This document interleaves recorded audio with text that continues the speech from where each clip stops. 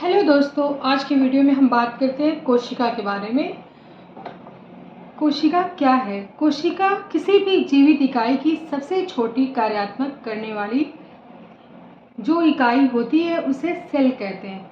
यह कोशिका उसके जीवन के आधार स्तंभ होता है और जिसमें कोशिका का अध्ययन करते हैं उसे साइटोलॉजी कहते हैं। आपका ये क्वेश्चन बनता है कि साइटोलॉजी किसे कहते हैं? तो जिसमें कोशिका का अध्ययन करते हैं उसे साइटोलॉजी कहा जाता है। किसी भी जीवित इकाई की सबसे छोटी कार्यात्मक करने वाली जो इकाई होती है उसे सेल कहते हैं। यह कोशिका उसके जीवन के आधार स्तंभ होता है। कोशिका जीवों के शरीर की सबसे छोटी क्रियात्मक एवं संरचनात्मक इकाई है। जीवों के शरीर की सबसे छोटी क्रियात्मक मतलब क्रिया करने वाली एवं संरचनात्मक इकाई है। कोशिका को अंग्रेजी शब्द लैटिन भाषा के सेल्यूला सेल्यूलोज शब्द से लिया गया है।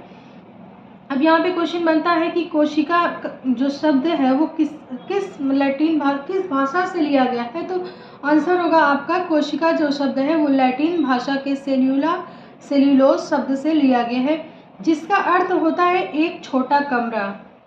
यह दो प्रकार की होती है, यूनिसेल्यूलर और मल्टीसेल्यूलर। कोशिका कितने प्रकार की होती है? दो प्रकार की होती है, यूनिसेल्यूलर और मल्टीसेल्यूलर। अब यहाँ पे बात करते हैं यूनिसेल्यूलर के बारे में। ऐसा जीव जिनका शरीर एक कोशिका का बना होता है यह एक कोशिकीय कहलाता है। मतलब जो जीव एक कोशिका से बना होता है, जिनकी बॉडी, वो क्या कहलाती है? एक कोशिकीय कहलाती है। एक कोशिकीय जीव में केवल एक ही कोशिका सभी जैविक कार्य करती है, जैसे अमीबा तथा पैरामीशियम एक कोशिकीय जीव है। कौन कौन से जीव? अमीबा तथा पैरामीशियम एक कोशिकीय जीव हैं। मल्टीसेल्यूलर ऐसा जीव जिनका शरीर अनेक कोशिकाओं से मिलकर बना होता है, मतलब एक से ज़्यादा कोशिका से अगर मिलकर बना है तो वो मल्टीसेल्यूलर हो जाएगा, बहुकोशिकीय कहलाता है। जैसे मनुष्य, कुत्ता, गुलाब का पौधा, आम का पेड़ आदि।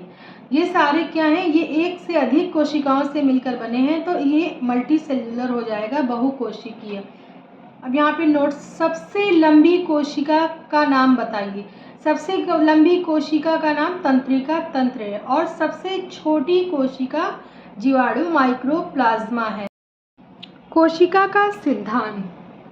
कोशिका सिद्धांत का प्रतिपादन 1858 से 1838 से 1839 ईस्वी में स्लाइडेन एवं स्वान ने किया था। कोशिका सिद्धांत की प्रमुख बातें निम्नलिखित हैं। जितने भी जीन होते हैं वह एक या एक से अधिक कोशिकाओं से मिलकर बने होते हैं, यूनिसेल्यूलर या मल्टीसेल्यूलर।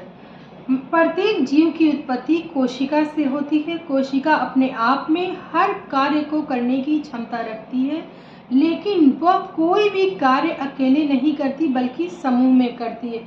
कोशिका क्या करती है? कोई भी कार्य अकेले नहीं करती बल्कि एक समूह में, मतलब बहुकोशिकीय कोशिकाओं से मिलकर करती है।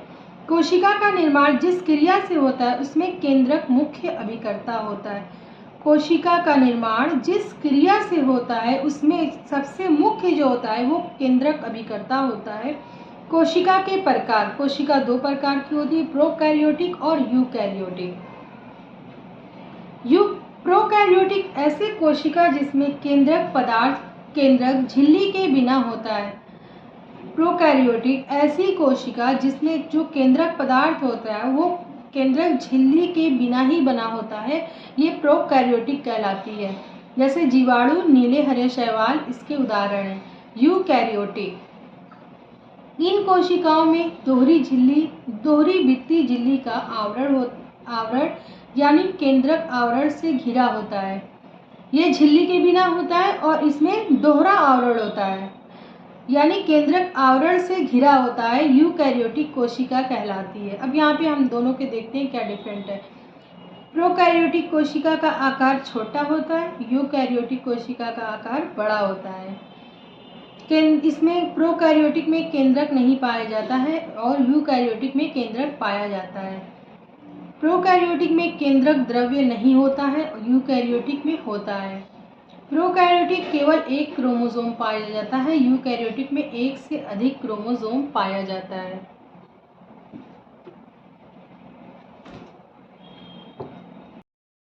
कोशिका के प्रमुख अंग निम्न हैं। नंबर 1 है सेल वॉल, जिसको कोशिका भित्ति कहते हैं। सेकंड पे है सेल मेम्ब्रेन, कोशिका झिल्ली। सेंट्रोसोम, तारककाय, endoplasmic reticulum, ribosome, mitochondria, Golgi body, lysosome, vacuole, plastid.